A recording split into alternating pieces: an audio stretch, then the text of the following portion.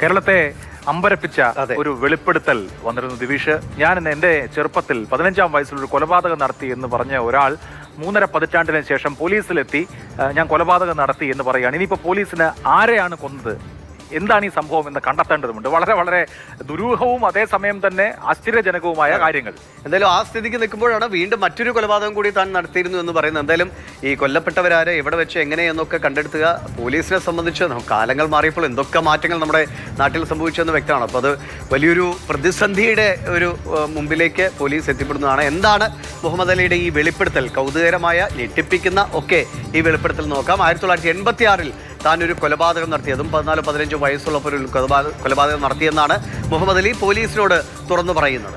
86-ൽ ഒരു കൊലപാതകം നടത്തി. ഇപ്പോൾ അദ്ദേഹം പറയുന്നത് 1989-ൽ വീണ്ടും ഞാനൊരു കൊലപാതകം നടത്തി എന്ന് പറയുകയാണ്. അപ്പോൾ ഈ കൊലപാതകങ്ങളൊക്കെ എങ്ങനെയാണ് ഇനി പോലീസ് കണ്ടെത്തുക?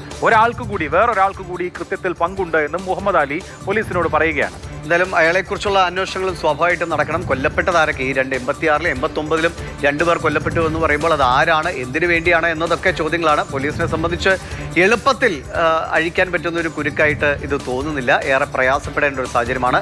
അജ്ഞാത മൃതദേഹം എന്നാണ് അന്നത്തെ ഒരു രേഖയിലുള്ളത് എന്ന് പോലീസിന് വിവരങ്ങൾ കിട്ടിയിട്ടുണ്ട്. അതെ, അന്നൊരു അതായത് ഈ പറയുന്ന സമയത്ത് ഒരു അജ്ഞാത മൃതദേഹം എന്ന ഒരു കാര്യം ഉണ്ടായിട്ടുണ്ട്. 3 പതിറ്റാണ്ട് മുമ്പ് നടന്ന സംഭവങ്ങളാണ്. വേങ്ങര പോലീസ് സ്റ്റേഷനിൽ എത്തിയാണ് മുഹമ്മദ് അലി ഈ കാര്യങ്ങളൊക്കെ പറഞ്ഞത്. അപ്പോൾ ഇതിന് തെളിവ് കണ്ടെത്തുക എന്നുള്ളത് ക്രൂഷ്യലാണ്. ഇത് മാത്രമല്ല രണ്ടാമത്തെ കൊലപാതകത്തെ കുറിച്ചുകൂടി പറഞ്ഞതോടുകൂടി കാര്യങ്ങൾ കുറച്ചുകൂടി കടുക്കുകയാണ്. എന്തായാലും പോലീസ് ഇതെങ്ങനെ ഈ അന്വേഷണം മുന്നോട്ട് കൊണ്ടുപോകും എന്ന് തന്നെ വളരെ കൗതുകരമായ ഒരു സ്ഥിതിയിലാണ്. കോഴിക്കോട് കൂടരഞ്ഞി എന്ന സ്ഥലത്താണ് ഇങ്ങനെ ഈ കൊലപാതകത്തിൻ്റെ ഒരു വെളിപ്പെടുത്തൽ വരുന്നത്. മറ്റൊരു കൊലപാതകം കൂടി നടത്തിയെന്ന് പ്രതി പറഞ്ഞതോടെ 86-ലെയും 89-ലെയും ഒക്കെ ഈ കൊലപാതകങ്ങൾ അല്ലെങ്കിൽ കൊല്ലപ്പെട്ടത് ആര് എന്ന് കണ്ടെത്താനുള്ള ഒരു വലിയ യാത്രയിലാണ് പോലീസ് എന്ന് പറയാം. അതെ, 86-ലും 89-ലുമായി 2 കൊലപാതകങ്ങൾ നടത്തിയെന്ന് മുഹമ്മദ് അലി പറയുന്നു.